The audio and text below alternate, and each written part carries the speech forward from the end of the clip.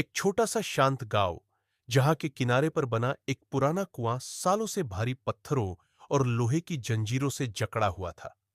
गांव के बुजुर्ग कहते थे कि अमावस्या की रात को इस कुएं से पाताल की घंटी बजती है और जो भी उस आवाज को सुनता है वो कभी वापस नहीं आता।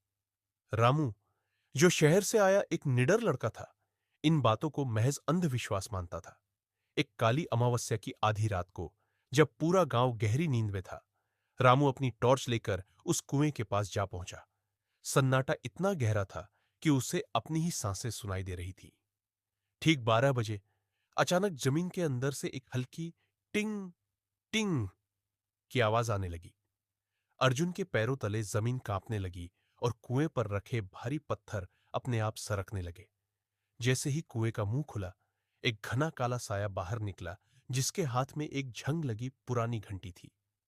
अर्जुन पीछे मुड़कर भागना चाहता था, पर उसके पैर जैसे जमीन में जम गए थे।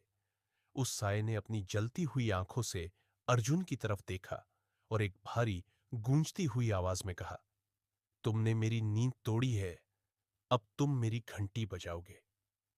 अगली सुबह गांव वालों ने देखा कि कुआं फिर से बंद था, लेकिन वहां सिर्फ अर्जुन की टूटी हुई टॉर्च पड़ी थी।